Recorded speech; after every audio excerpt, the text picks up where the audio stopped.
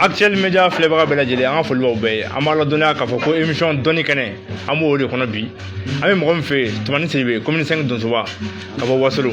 an bɛna kuma d'ale ma sisan nka yanni an ka don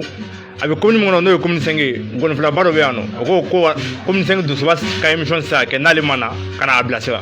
donc o gɔnifila bɛ yan n'o ye Madu Sangabe Beni i n'a fɔ an y'a fɔ a ye cogo min na réseaux sanfɛ an bɛna kuma di Madu ma ale de bɛ a ka Donsoba la don kɛnɛ kɔnɔ fɔlɔ an bɛ sɔrɔ ka ɲininkaliw tɛŋɔ a la i dan sɔgɔ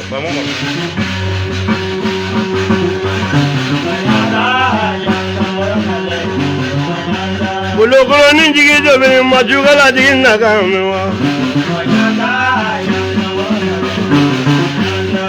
O yamɛ ali wuli ma ɲinɛ ma minɛ na kan mɛn wa. Sujɛlɛ jɛbɛ yɔrɔ dɔ dabɔlɛ man kan bɔra. Jɛbɛ yɔrɔ wajulu bɛ yɛ duro ni sun. Cɛrɛ mina ni wuli ma Tumani dun ka murabɔ. Sugukɛ ye yafurun dubila i ma jugala digi na kan mɛn wa. Wadakɛ yafure kan mi ma ɲinɛ ma minɛ dun kan mɛn wa. Jɛbɛ yɔrɔ sujɛlɛ ba do dɔ dɛ. Wajulu bɛ yafurun dubila Tumani dun bɔli fɔ kan. Ale mini do ni fɔra jɛbɛ dɔ ne donna ɲɛfɛ bi fɔ. Wajulu ka yafurun dubila juma dɔrɔn ni dɔrɔn ni so. Sujɛlɛ jɛbɛ yɔrɔ dɔ sira yɔrɔ de bɔnbɔn ye ni so kola fɔra. Laminiya jigi yore Tumani dun bɔli fɔ kan. Jojo mana de dun de la jɛ dɔ Donsoba dun bɔli fɔ kan. Soma mana de soma la jɛ dɔ soma kuntigi dun bɔli fɔ kan. Bolokoloni jigi dɔ bɛ ni majugala tigi dun kan mɛn. dan sɔgɔ Madu Sangabe i dan sɔgɔ ni ko an ka foli bɛ n'i ka kalanden bɛɛ lajɛlen ye actuel media filɛbagaw i n'a fɔ an ɲɛ b'a la cogo min na Madu n'a ka kalanden u bɛ yan Donsoba n'a ka donsoden dɔw fana bɛ yan nɔ an bɛna kuma tɛnku Donsoba la sisan n'Ala sɔnna karamɔgɔ Tumani Sidibe an bɛ fɛ i ka foli kɛ an filɛ jama la fɔlɔ Mali kɔnɔ Mali kɔ kan minnu bɛ k'an lajɛ internet kan sisan diɲɛ fan bɛɛ fɛ ka minɛ yan fo Chine fo Japon maliyɛn bɛ fan o fan mɔgɔw y'u sigi ka émission in makɔnɔ i bɛ foli k'u la yanni an ka don émission ɲininkaliw kɔnɔ. Ayiwa n bɛ une minute de silence m'o ɲini Donso den n'a ba fɛ donsokɔrɔ minnu salen ka wulu fo minnu ye ɲɛnama so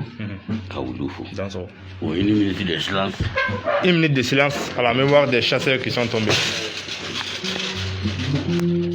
Voilà, merci. Merci beaucoup. Danzoro. Basi n bɛ Donso den n'a ba fo Mali kɔnɔ ani Mali kɔ kan n b'u bɛɛ fo ne ye kɛnɛ mɛn kan nin kunnadiya kɛnɛ don kunnagoya kɛnɛ don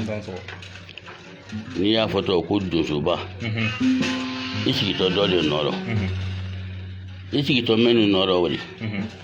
n'olu ma tu tigɛ kɛnɛ tɛ bɔ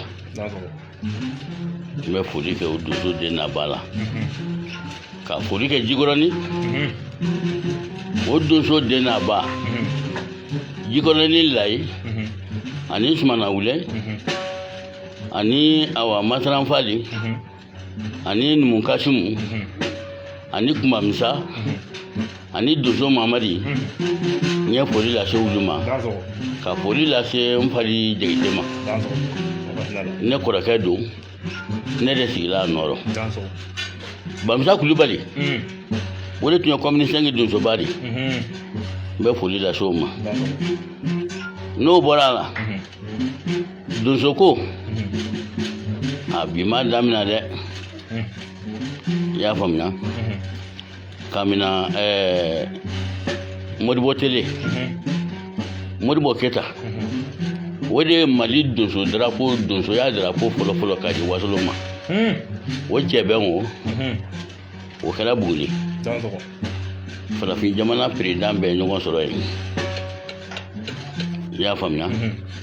u ye donso drapeau o ta k'o di Wasolo ma mais o la hali bi n bɛ foli kɛ an bɛ Kodowari donsow fo ka Sinakali donsow fo ka Burukina donsow fo Madu yɛrɛ terikɛ bɛ Kodowari a tɔgɔ Fakana n bɛ foli kɛ Fakana Sidibe la k'a fo ka waleɲuman dɔn k'a kɛrɛnkɛrɛn fo a foli kɔrɔ mun ye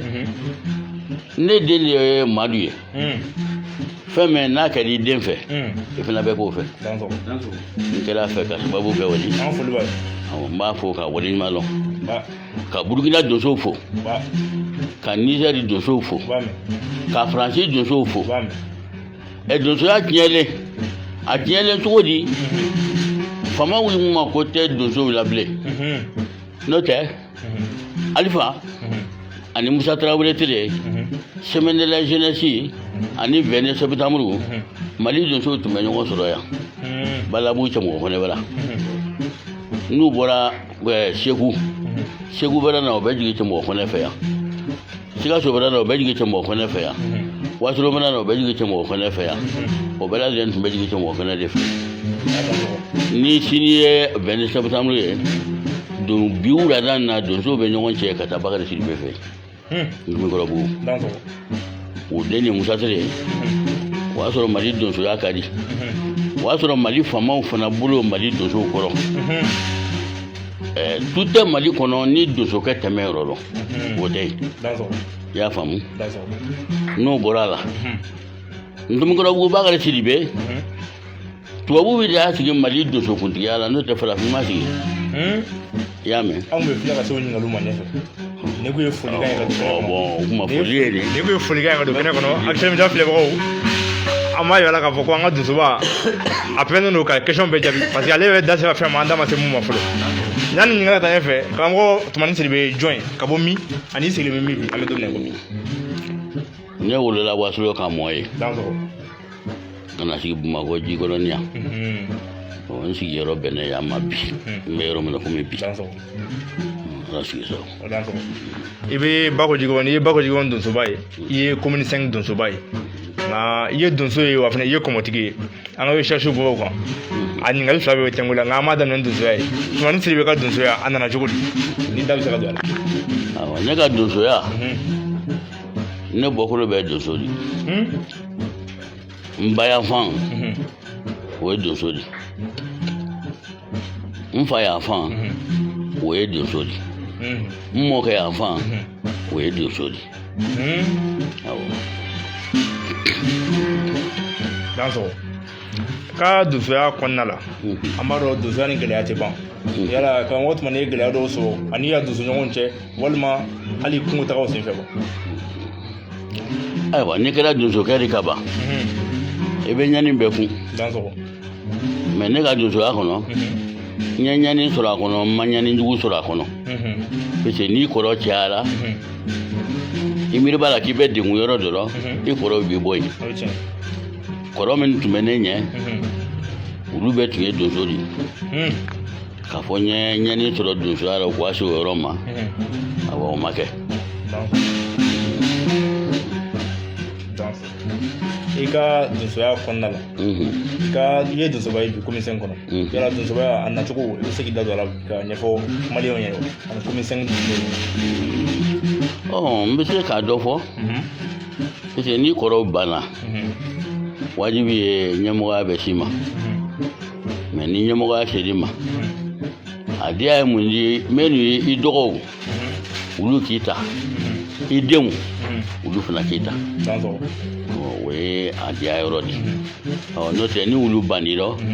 i bɛ ɲani ta k'u ma karamɔgɔ Tumani ka kungoyalaw kɔnɔna la an b'a donsoya ta kungoyala kɔ yala a ye gɛlɛya dɔ sɔrɔ kungo kɔnɔ ani sogo dɔw kɛra ɲɔgɔn na walima ani fɛnw gɛlɛya walima kungo gɛlɛya tɛ ban i bɛ se k'i da don gɛlɛya dɔw la wa o gɛlɛya mɛn o ye n ye gɛlɛya damadɔ sɔrɔ kelen kɛra tɛnɛnkun o kɛra k'u bi danga na dansɔgɔ ni Mali ye ɲɔgɔn sɔrɔ yen o kɔni tolen mugu da rɔ hali n bɛ yɔrɔ min na o ɲin bɛ n bolo yan dansɔgɔ ani gɛlɛya bɛ jumɛn gɛlɛya o kɔfɛ awa donsoya tɛ taa gɛlɛya kɔ dɛ parce que ni sogo dɔ la ka ɲɔgɔn na n'a gɛlɛyara kojugu ni sogo min delila ka kari ɲɔgɔn na n'a gɛlɛyara o kɛra dagwɛ kelen ye awɔ n y'o bɔ o nana ka na a da don dongo la awa k'a sa ne yɛrɛ n kɔnɔ dɔ filila kosɛbɛ n taara fo so ka taa sɔrɔ n wolofa bɛ yen n taara ɲɛfɔ n wolofa ɲɛna wulu kan ka dala daro cogo min o y'o fɔ ɲɛna n ye n kɔsegin ka na k'o kɛ k'o dala daro o kɛra ten i ka o jaabi diyara n ye Actuel Media filɛbagaw an mana dɔnni hali sisan k'a fɔ ko émission dɔnni kɛnɛ a b'o de kan mɔgɔ min bɛna sɔnni sɔrɔ WhatsApp groupe sanfɛ émission dɔnni kɛnɛ o de don Actuel Media sanfɛ an ka foli bɛ bɛɛ lajɛlen mɔgɔ mɔgɔ sigilen bɛ ka émission in makɔnɔ an bɛna taa an ka ɲininkali ɲɛfɛ nka an y'a ɲininkali ka taa Madu an bɛ kɛnɛ de bɛ ka fiɲɛ bɔ an senkɔrɔ walima an bɛ taa ɲininkali ɲɛfɛ fɔlɔ dansɔgɔ karamɔgɔ Tumani i ni Mali donso bɛɛ lajɛlen yala aw cɛ bɛ cogo di ka daminɛ i ka commune na ka taa se Mali bɛɛ lajɛlen ka daminɛ commune na ka bɔ n ka commune na ka taa Mali yɛrɛ commune min bɛ kɔnɔ kɛlɛɲɔgɔnya tɛ ni mɔgɔ tɛ parce que donsoya sabari don ni sabarila donsoya kɔnɔ i bɛ bɔ ko caman kan o ye yɔrɔ de dansɔgɔ nka an bɛ donsoba dɔw tɔgɔ mɛn Nfali Jariso b'o la Wagaba Caco b'o la Tobili ninnu b'o la yala i ni ninnu ye kungo kɛ ɲɔgɔn fɛ walima ne ni ninnu bɛɛ ka di ne ni ninnu bɛɛ kungo kɛ ɲɔgɔn fɛ ala jara ko ma ne ni Wagaba Caco tun ye teri ye n kɔrɔkɛ Nfali de ni Nfali ye teri ye o b'a fɔ min ma ko awa kobali ni olu ye kungo kɛ ɲɔgɔn fɛ ala ka hinɛ la ala sigi sago dansɔgɔ karamɔgɔ i ni Mali gɔnifɔw k'a daminɛ balagimaw la ka se Tumanikɔnɔw ma ka se Buwayew ma ka n'a bila fo Madu sanfɛ la bi yala i ni Mali gɔnifɔw cɛ bɛ cogo di ani kɛrɛnkɛrɛnnenya la mun bɛ ni Madu cɛ parce que hali an ko an bɛ na yan nɔ an taara mɔgɔ caman fɛ yen Madu ma ko k'a bɛ taa diyagoya mais yan ta k'an k'a bila ale bɛ taa voyage la ka segin ka na ko na gɔni fɔ e kun yala mun bɛ ni Madu cɛ da bɛ se ka don o la bi ka kɛnɛ kan alhamdulilayi Madu ne den don dansɔgɔ Madu ba ani ne cɛ kelen den don n'a ba tun kɛra cɛ ye ne tun bɛ foto sen n'a ye donc o den o ye ne ta ye Fana Sidibe a fa Jimalaya diɲɛlatigɛ rɔ ka mɔgɔ ni mɔgɔ kɛ diya ka se ne ni y'a dɔn o ma kɛ e y'a ma sen don Mali donso fɔlisi dɔ donsoba sukow donso sukow ni ne tɛ mɛn dɔ a ma kɛ tellement an ka di saya de bɛ mɔgɔninfin fara n'o tɛ an bɛ fara don min ni saya tɛ an tɛ se ka fara ala de bɛ mɔgɔninfin fara ɲɔgɔn na o y'o yɔrɔ di ne ni gɔnifɔ tɔ bɛɛ ka di k'a bɔ Samuni ma k'a bila Malikutunin na ka na bila yɔrɔ la an bɛɛ ka di k'a bila Satigi la k'a bila Maligi la k'a bila Guna Tumanijan na nin bɛɛ lajɛlen ne nin bɛɛ ka di awɔ karamɔgɔ Tumani Sidibe ka donsoya kɔnɔna la yala donso kalandenw b'i bolo aw na denw b'i bolo i ye minnu labɛn ni e tɛ yan bi an bɛ se ka jigin da minnu kan komi sɛn kɔnɔ yan wa komi sɛn donso den n'a ba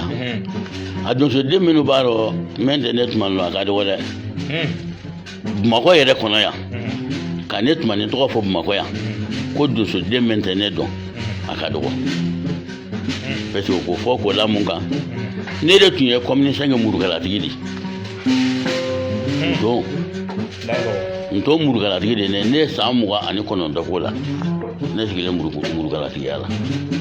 y'a dɔn fɛn tɛ donso ko dɔ ni n tɛ mɛn dɔn an bɛ sira di karamɔgɔ Madu Sangabe ma a bɛ fiɲɛni bɔ an sen kɔrɔ yala an ka taa an yɛrɛ ɲɛfɛ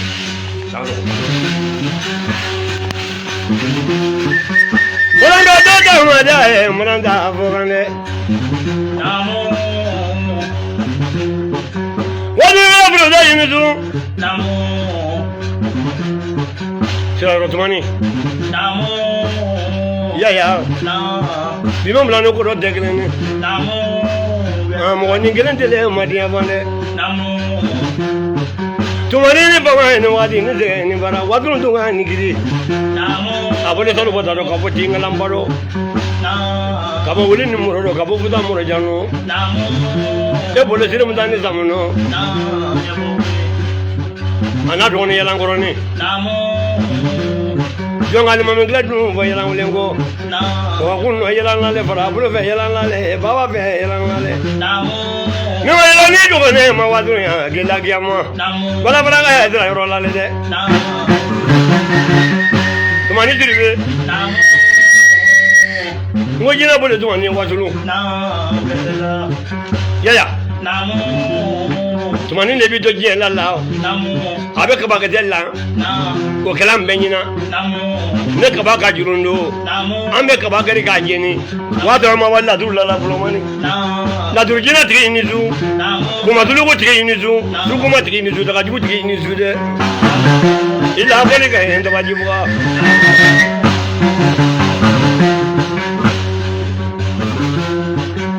janyo bolo janyo wadure janyo bolo bi ga mo wona mi dojo na bi dojo ndo re bozo yini na janyo no ni mo bogo lino odin ga ya bomba yini zo baba le bro do yini zo tele ben ko ni taba ko mala do tangulo wuro wuro ngire yini zo ko wadu ni yeba la galo yini zo sare ro wani ni baba ni wadi ni ziga ni bara mari fatigi ma badu zo bara do ya wula mani nan dana wula mani kono wula wula mani bana ma wula bana ni na ni da to ma ja ni bla to ma ja ta kala to ma dia wi ngo ma dia ndo kala du ja ba ma dia to mani ni wula jiwra ni le buru ba ni wula de iga bo karu mu nga ko karu mu ni wula to mani je nga digile bla gre bo bondo ko ba to ma mu da sirbi ale le ka lo ni ni je ba fi ni kaboya ka dalol ni Gambi kalol ni Senegal kini siga fakre ba sigile mbele dalu ni mbulo ni ba be ngo ngani ni dunya ko ka ba kwa sigile mbele ni na wajum ba mai ni suro ba su kunu nyapa kama mal sanga yi dan so ni ko bi kene ya diman lo ko jugu tumanga kalando mbe ya mal sanga na kalando nda fale mbe ya ka dinga skima ka fe ne ku nyabala menta don kaledo musa tribe ifna yi dan so ni ko anga foli bi actuellement ja fle bo wal sa me émission kono doni kene ya mi mo mfe comme 5 do suba ani bago digon do suba tumani tribe ka bo wasulu ningalu ba mulal sa amdu nefe kama mo tumani si mali don so ya be tabulum nabi mali fan befe yala yi yabe mali dunsu ala wabulum ma abigi jawa amanja ni na le yoro dogo ne kan la dunsu communication ko no Karim Traoré o sigi jam fene do guruba kulubali wodi anga président ni o sigi jam fene ta hada so ya kala do wolu ne ga kala ndo wi mali don so ko abrantoro to mina adama din fay ka ben bala fen faga o ta kunna ma anga don so ko abebela ka woro di kamante o ko do mu ye don so de ibra do don so ala ka bodan kuna ido ne karan so de kono ka do kalanta la kudai discipline me asro subulo uli yo soro don so de bulo don so ya discipline ne don so ya soro su ya soro don so fe na dunsu ya bi anya ma mali dunsu ya bi ni ta dugo dugo wala ma commune femena ba so dunsu ba u fono ngo kuma la fu dunsu do me kama na ba to wala bo dunsu to ko ba o yere benin taro biu be yere membe burusu ko naro ani dugu ba ko na kere felaro o du bente dugu ba ko no bi ma andu me menyine dunsu de na ba anga mbolo di nyoma ni koko perena basa bɛ don a fɛ dans mais ni donso bɛnna Mali bɛ diya Mali fitina mɛn Mali kɔnɔ donso ka bɛnbaliya don fitina mɛn Mali kɔnɔ faamaw jan tɛ donsow dɔn n'o tɛ donsow ka laada n'i y'o di donsokɛ ma a ka bɔ nton na ka fitina mɛn to yen o fitina bɛ ban dans i y'a mɛn anw na so mun ani faamaw cɛ voilà o yɔrɔ awa n ɲinalen yɔrɔ dɔ fana kɔ gosi ɲaga tɛ n ka foli k'an gasa ma ani Salibu Togola awa ka foli lasa bɛɛ ma n ɲinalen bɛ fɛn fɛn kɔ o bɛ yafa ma misi juru tigɛlen o mina ka di ne kuma juru tigɛlen tɛ i y'a faamuya ala sigi sago awa hali alimentaire menu ye nin an ye silamɛ aw yɛrɛ ɲɛ mɔgɔ silamɛ ko aw ɲɛ mun ye ayida n'i y'a mɛn ko sa a kunkolo ko ayi bon an bɛ silamɛw ɲɛ ka ma sɔrɔ da fɛ aw de bɛ mɔgɔ ka tiɲɛ kɛ nkalon ye k'i ka nkalon fana kɛ tiɲɛ de o yɔrɔ an bɛ silamɛw ɲɛ k'ala o yɔrɔ de kan awɔ a ye dan tɔgɔ Mali ye mun fɔ gɛlɛya bɛ Mali kɔnɔ a bɛ san caman bɔ bi yala Mali donsow yala a ye wuli ka jɔ de ka ko la walima aw sigilen bɛ ka waati dɔ makɔnɔ fɔlɔ ka dɛmɛ kɛ jamana ye o ayiwa an ye wulikajɔ kelen kɛ an taara Jɛnfa la an taara an ka laada dɔ ye latele ye mais donsoya laada a tɛ ban na latele na dugu o dugu Bamakɔ yan Mali kɔnɔ ni duguba don laadala ko dɔ bɛ donsow bolo ye ni ɲɛmɔgɔ sera ka o laadafɛnw d'an ma an ka se wulu ma ka wulu koɲɛw bɔ a sira fɛ fitina mɛn jamana kɔnɔ a bɛ ban ala sigi sago karamɔgɔ an taara an ka ɲininkali ɲɛfɛ Actuel Media filɛbagaw émission dɔnni kɛnɛ an b'o de kɔnɔ an ka émission a bɛ ka taa dɔɔni minnu bɛna sɔn sɔrɔ WhatsApp groupe sanfɛ foli b'aw bɛɛ lajɛlen ye an minnu sigilen bɛ ka émission makɔnɔ su ni tile an taara émission ye karamɔgɔ Tumani Sidibe halisa an ka ɲininkali b'an bolo n'o ye donsoya hukumu kan ye donsoya kuma dɔ la an b'a mɛn ko bɔlɔbɔ yala bɔlɔbɔ o ye mun de ye donsoya kɔnɔ o diyara n ye n bɛ ko la fɔlɔ fo ka n talonba fo ka kɔndɔrɔ ni sanɛ k'o fo n'i y'a mɛn ko la fɔlɔ dɔ de fɔlɔ a la fɔlɔ n'i y'a mɛn ko n talonba ye fɛn ɲɛnama dɔ de a bɛ gese la wo da la limɔgɔw bɛ na ka na i meleka rɔ o ka donsoya ka kɔnɔ donso yɛrɛ de i y'a faamu Manimori o ye donso de hali bi a ma sa kiriya man bi olu ye donso de olu bɛ kungo kɔnɔ hali bi n'i ye ɲininka donsoya kɔnɔna la n ye minnu dɔn hakili selen minnu ma o ye nin ye Mali tun b'a yɛlɛ i bɛ fɛ ka dɔ fara kan i tun b'a yɛlɛ k'i bɛ fɛ ka dɔ fara nin jaabi kan wa dansɔgɔ an taara an ka ɲininkali ɲɛfɛ halisa walima kalanden minnu bɛ yan lego minnu bɛ yan a bɛ fɛ ka dɔ fara a ka donsoba ka kuma kan wa ne bɔ min bila ka don an ka bolo ko bolo tuluma yɛrɛ fɛ e ma ɲinɛ e ka bolo an ka commune de do de bɛ bolo ko ɲa n'an ka bolo bɛ to an fɛ an kuma ko bɛɛ ko caméra bon an bɛ donso den n'a ba fo ka filɛlikɛ jama bɛɛ fo ka an karamɔgɔw fo n'o o ye Buwatumani ninnu ye anw ka kalan seli Buwatumani fɛ yen Buwatumani ka kalanden dɔ ye Mari Sangare ye n ka gɔnifɔla tɛ a ka bolodiden dɔ o ye Mari Sangare ye o dɔw ye Bayini Karakɔ ninnu ye a mɔgɔ ka ca mɔgɔ t'a da dɔn komisɛni donso bɛɛ karamɔgɔ don donc n'o welela kɛnɛ min kan an minnu ye donsodenw ye a ka kan an bɛɛ ka se bi ne ye komisɛni donso bɛɛ ka président ye a ka ca ala fɛ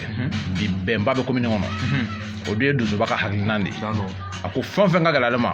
donsoden dɔ kana dɔ ladimi kɛlɛ kana kɛ donsoya kɔnɔ bɛn ka na sabati ka na ka bɔ komisɛni kɔnɔ ka taa Mali fan bɛɛ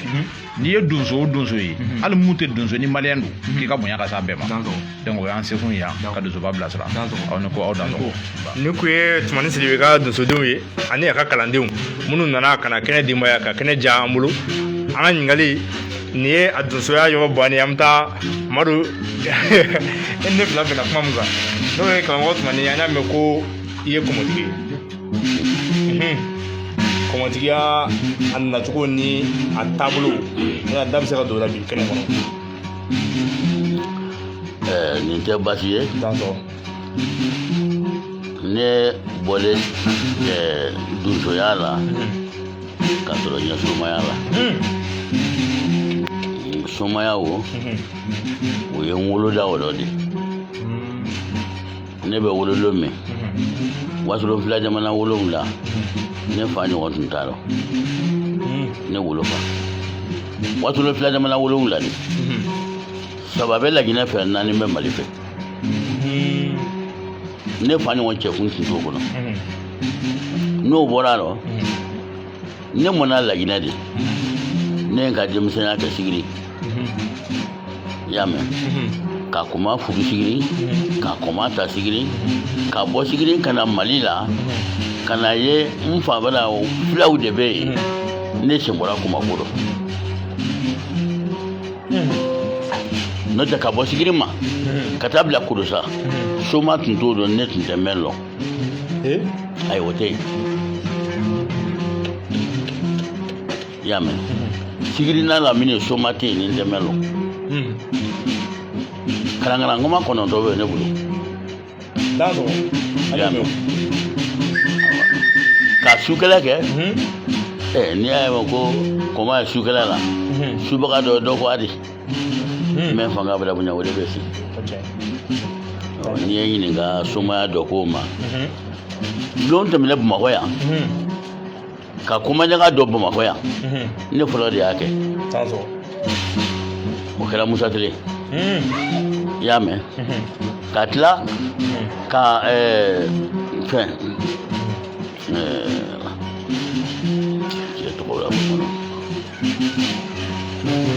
Actuel Media filɛbagaw émission dɔɔni kɛ hali tan b'a kɔnɔ an bɛ ka ɲininkali tɛngɛmɛ an ka donsoba la n'o ye Tumani Sidibe San Solo awɔ kana Solo la o kan Solomani Tarawele kana Solomani fara ne kan Moribo Tele la anw de tun bɛ défilé tulonkɛ bɛɛ kɛ ɲɔgɔn fɛ awɔ i y'a mɛn u ye arabu dɔ bila k'o bɛ taa yɔrɔ dɔ jɔ Tumutu an b'o kunbɛn kɛ don min na Musa Tarawele bolo Sokurusi kɛnɛ la ne de kɛra a dɔ premier de i y'a mɛn ne ye morifa fili sanfɛ k'a yɛlɛ k'a sigi a kan mais somaya yɔrɔ kɔnɔ ko ka ca mais fɛn fɛn n'a kɛbaga cayara i bɛ sila ko ɲɛ n'o tɛ tiɲɛ tɛ awa suya dɔ tiɲɛ ye tiɲɛ tɛ kalabandenya dɔ tiɲɛ ka suya dɔ ala sugu sa an bɛ se k'a dɔn karamɔgɔ Tumani Sidibe a ye sukɛlɛ kɛ yɔrɔ minnu na yala n'a bɛ se ka o dɔw mana bɔ an ye ne ye sukɛlɛ kɛ yɔrɔ ma a ka ca dɛ ka bɔ Laginɛ ma ka na bila Mali kɔnɔ yan ne ye sukɛlɛ kɛ yɔrɔ caman yɔrɔ 2 mana bɔ an ye ka yɔrɔ mun bɛ se ka fɔ i b'o fɔ mun tɛ se ka fɔ i b'o to yen o bɛ diya n ye kojugu n ye sukɛlɛ kɛ Laginɛ o ma kɛ Mali la yan o don an soma mɔgɔ 15 an taara kɛlɛ kɛ yen n'o victoire sɔrɔ y'an yɛrɛ Kɔlenba kɔnɔ yan n ye sukɛlɛ kɛ Darani awɔ n ye sukɛlɛ kɛ ayi o bɛ Kɔlenba yan Bamakɔ yan kɔrɔ o kɛra yan i y'a faamuya awɔ ala sugu sabu an bɛ kuma fɛn fɛn bɛ se ka fɔ ye awɔ o ka ɲi da Actuel Media filɛbagaw an ka foli b'a ye karamɔgɔ Tumani Sidibe i bɛ se k'i da don i kɔmɔtigi ɲɔgɔnw na wa i ni minnu ye jɛ ka kɔmɔtigiya ma walima somaya kɔnɔna la n'i ma tigɛ o la fiyewu aw ka jɛ o ka ca ka bɔ Laginɛ ma ka na Mali la o ka ca n'a dɔw tɔgɔ f'a ye filɛbagaw ye Suntamadi bɛ yen awa Suntamadi o tun bɛ sigi ka bɔ Fatoya ne o ye san 19 kɛ ɲɔgɔn fɛ Amina Kuma ne o ye san 10 damadɔ kɛ ɲɔgɔn fɛ ka bɔ ka na Mali la yan sa awa Sekɔrɔ Limama Tumani ne o ye teri ye Muna Numori ne o ye dɔ kɛ awa kana na mɔnsɔnba n'olu ye dɔ kɛ olu fɛn fɛn olu bɛɛ bɛ latɛmɛ ala k'i sago nin bɛɛ ye kɔmɔtigi belebelew ye minnu ka kɔmɔtigiya ma kɔbɔ i ma tigɛ minnu na aw ka tigɛ minnu dɔn n ma tigɛ olu dɔn suya bɛ olu kɔnɔ awɔ i y'a mɛn ani macɛ yirimajɔ macɛ yirimajɔ n'olu bɛɛ dɔ kɛ ɲɔgɔn fɛ ala k'i sago an bɛ taa n'an ka ɲininkali ɲɛfɛ halisa n'ala sɔnna karamɔgɔ Tumani Sidibe kɔmɔtigiya kɔnɔna ninnu na yala aw ni jamana ɲɛmɔgɔw jɛ ka bɔ dɔ ma a ye jamana dɛmɛ ko dɔ la ni mɔgɔ ma bɔ a kalama o tɛ ban fɛn bɛɛ bɛ de ko k'a f'i ye bon kɔnɔ mɔgɔ tɛ se ka bɔ n'o bɛɛ kɛnɛ ma o ye tiɲɛ an ka tɛmɛ olu donc an ka seko kɛ jamana ko la n fɛ ko dɔrɔn de fɔ o kɛlen an y'an seko kɛ jamana ko la o kɛlen awɔ dansɔgɔ nba karamɔgɔ Tumani Sidibe halisa an bɛ yan émission dɔnni kɛnɛ Actu Media sanfɛ an b'o de kɔnɔ halisa an mana dɔnniya k'a fɔ an bɛ commune 5 donsoba ani Bakɔjikɔrɔni donsoba an b'o de fɛ yen Madu Sangare n'a ka mɔgɔw bɛ yan Tumani Sidibe a ka donsodenw olu fana bɛ kɛnɛ kɔnɔ yan ka na kɛnɛ denbaya u ka donsoba accompagner ɲininkali bɛ yan halisa karamɔgɔ Tumani aw ni Mali autorités Mali ɲɛmɔgɔw yala k'a daminɛ fo Alpha Kile kana bila bi la aw ni ɲɛmɔgɔw cɛ bɛ cogo di ɲɛmɔgɔw jantolen bɛ aw donsobaw la kabini Modibo tele ma fɔlɔ Modibo tun ye Mali donsow fɛ n y'a fɔ kuma daminɛ na n ko Modibo ye Mali donso drapeau di Wasolo ma n ko o kɛra Buguni o festival fɔlɔ kɛra Buguni de festival filanan o kɔfɛ Alifa y'o kɛ Musa Tele o ta tun ye 22 septembre bɛ kɛ o bɛ donsow malo ni wari di donsow ma ka papier d'u ma u bɛ sogo faga u bɛ tulonkɛw kɛ mais ka donsow lakolon o kɛlen Modibo Tele ani Alifa Tele ani Amadu Tumani Tele o waatiw kɔnɔ olu kɛra donsow fɛ mais tɔ ninnu mɛn tɛmɛna nin olu ma donsow jate i y'a faamu bɛɛ yɛrɛ donsow jate fo awa IBK ma donsow jate n'o tɛ 22 septembre tun tɛ kɛ ni donsow ma fɛti kɛ awa an dun ni donsow ni famaw an tagalan de ye ɲɔgɔn ye dɔ tɛ se ka taa ka dɔ to i y'o yɔrɔ faamu ni donsow ta hakɛ mɛn n'a y'o d'o ma o senan ko ye fɛn bɛ ni jamana kunko rɔ u b'o kɛ ala sigi sago karamɔgɔ Tumani jamana bɛ gɛlɛya mun kɔnɔ bi yala aw donsow aw jɔyɔrɔ bɛ se ka kɛ mun de ye jamana lakana seginniko la a cogo la walima ladilikan jumɛn b'a bolo ka se Mali ɲɛmɔgɔw ma u ka lakana ta ba la ayiwa kuma min bɛ ne fɛ ka fɔ Mali faamaw ye u ka donsow ka sariya d'u ma n'u ye donsow ka sariya d'u ma u jɔyɔrɔ bɛ kɛ min de u b'o fa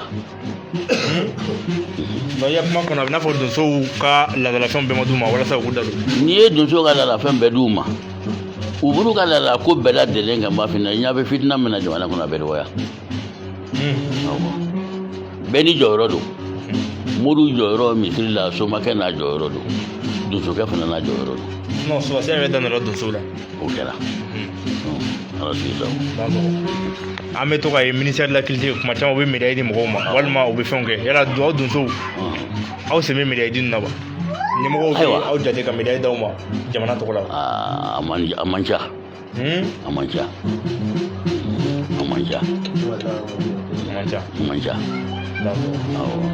Hali bɛ e kun fɛ kuma dansɔgɔ tana ka ɲininkali de fɛ quel message de fɛ ɲininkali folikan ani welekan jumɛn b'i bolo ka se maliyɛnw ma walasa u bɛ se ka don da kelen fɛ ka bɔ da kelen fɛ jamana bɛ taabolo min na sisan ani ladilikan b'i bolo ka se Mali ɲɛmɔgɔ yɛrɛ ma gouvernement ma Bandaw n'a ka mɔgɔw ayiwa ladilikan min bɛ n bolo k'a lase Bandaw n'a ka mɔgɔw ma n b'a fɛ u ye don da kelen fɛ ka bɔ da kelen fɛ n'o tɛ jamana kɔnɔ mɔgɔw an sɛgɛnlen don an degunnen don an degun kɔrɔ mun ye Mali fan dɔ ye Mali ta di Mali fan dɔ tɛ Mali ta di ni Bandaw n'a ka faamaw sigira o ko kunna u k'i jija ka Mali dugukolo bɛɛ minɛ ka di maliyɛnw ma maliyɛnw sago mɛn de o de ala ala sigi sa nka ni maliyɛnw fɔfɔli don ɲɔgɔn kɔ u bɛ to ka ɲɔgɔn lagosi ka ɲɔgɔn buruja yala ladilikan jumɛn b'i bolo ka se i denw ni mɔdenw ani maliyɛn bɛɛ lajɛlen ma walasa an bɛ se ka don da kelen fɛ ka bɔ dalen fɛ ka jamana ɲɛmɔgɔ dɛmɛ jamana bɛ se ka bɔ ayiwa min bɛ ne fɛ ka f'u ye bɛɛ ka bɛn kan kelen kan a ka sigi ka fɔli kɛ ka bɛn kan kelen dɔ ni jama jɛma kan o de bɛ se ka jamana mara n'o tɛ n'a tola nin cogo in na ɲɔgɔn lagosi in na a cɛ man ɲi an yɛrɛ jɔrɔlenba don jamana kɔnɔ k'a sababu kɛ jamanaw ka ɲɔgɔn faamuyabaliya de n y'o yɔrɔ faamu ala sigi sabu i ye komisɛn donsoba ye i ye kɔmɔtigi ye an y'an da don kɔmɔtigiya ko nin kɔnɔna la komisɛn la yan nɔ aw donso n'i ka donsodenw yala labɛn dɔw sabatilen b'aw bolo mun a bɛna da kɛnɛ kan a tɛmɛ wa i n'a fɔ chasi bɛna dayɛlɛ a tɛmɛ walima ɲɛnajɛ dɔ b'aw bolo walima ko dɔ labɛnnen b'aw bolo aw bɛna mun ɲɛnabaya komisɛn kɔnɔ awɔ an ye ko dɔ bolola mais yanni samiya sanji ka bin an ye bɔlɔ turu n'an ye bɔlɔ turu o kɔrɔ ko donsow ka ɲɔgɔn lɔn k'a kɛ ɲɔgɔn fɛ k'a don da kelen fɛ k'a bɔ da kelen fɛ o bɔlɔbɔlon o tile tila tɛ yen an b'a daminɛ sɔgɔma fo su minuwi dɔ ko fɛn bɛɛ mɛna k'an fɛ o rɔ an b'o yira jamana la ala sigi sago karamɔgɔ Tumani Sidibe an bɛ ka foli b'i ye an b'i ladɔnniya k'a fɔ ko an ka émission sera kuncɛyɔrɔ la mɔgɔ bɛ ka Actu Media filɛ Mali kɔnɔ Mali kɔ kan bi an tun bɛ mɔgɔ min fɛ Tumani Sidibe komisɛn donsoba ani Bako Jikɔrɔni donsoba Madu Sangare n'a ka kalandenw tun bɛ yan Tumani Sidibe fana ka kalandenw tun bɛ yan n'o ye commune donso ye mɔgɔ caman fana tun bɛ ka émission assister hali minnu tɛ donso ye an bɛna kuma d'a ma a ka folikan laban ka se Actu Media ma ani ka folikan ka se maliyɛn bɛɛ lajɛlen ma minnu sigilen bɛ k'an lajɛ sisan awa ni foli diyara n ye n bɛ arajo so mɔgɔw fo k'u waleɲuman dɔn k'u fo k'u bonya n'i ye mɔgɔ wele n'i m'a d'a ma e b'a fɔ a ye a ye nana ka na wele ka na mɛn o bɛnna ma a diyara n ye an ka foli b'aw ye ka dugawu k'aw ye ala ka ka arajo taa ɲɛ ala ka kunnawolo d'aw ma ala k'aw sɔ k'a lakana n'o tɛmɛna ka bɔ yen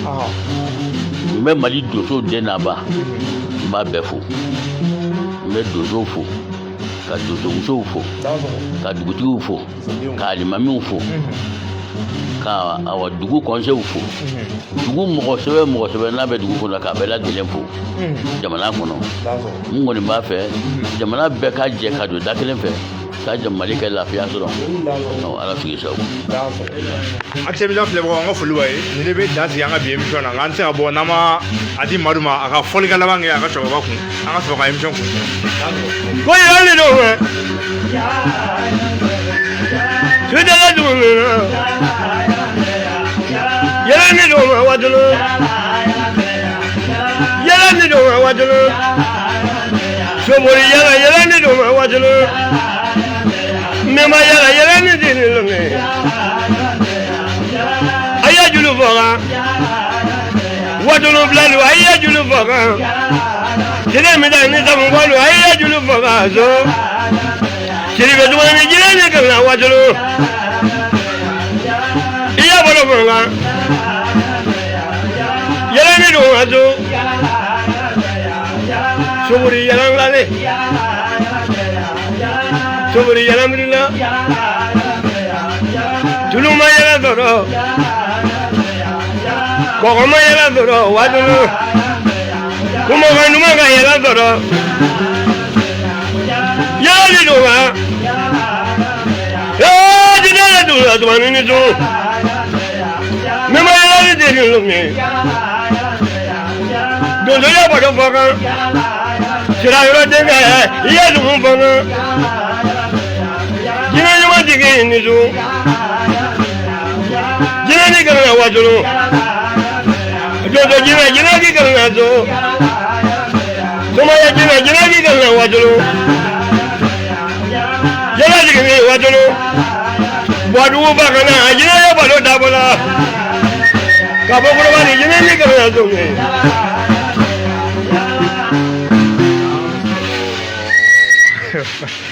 Actu Media filɛbagaw an ka foli ye bɛɛ lajɛlen nin bɛ dan sigi an ka bi émission na émission dɔnni kɛnɛ an tun bɛ mɔgɔ min fɛ bi komisɛn donsoba ani Bako Jikɔrɔni donsoba Tumani Sidibe ka bɔ Wasolo an tun b'ale de fɛ yen mɔgɔ bɛ na nin émission in sɔn sɔrɔ WhatsApp groupe sanfɛ a k'a dɔn k'a fɔ émission dɔnni kɛnɛ don Actu Media sanfɛ wa fana an bɛna ala dɔnniya k'a fɔ ko dɔnni kɛnɛ a groupe WhatsApp bɛna sigi mɔgɔ y'a laɲini an bɛna sigi n'ala sɔnna bi su in na an b'a sigi walasa mɔgɔ bɛ se ka don a kɔnɔ cogo min na an ka to ka dɔɔni ko kuma kɛ ka to ka donsobaw invité ka don k'u hakilinaw ɲininkali kɛ ani ka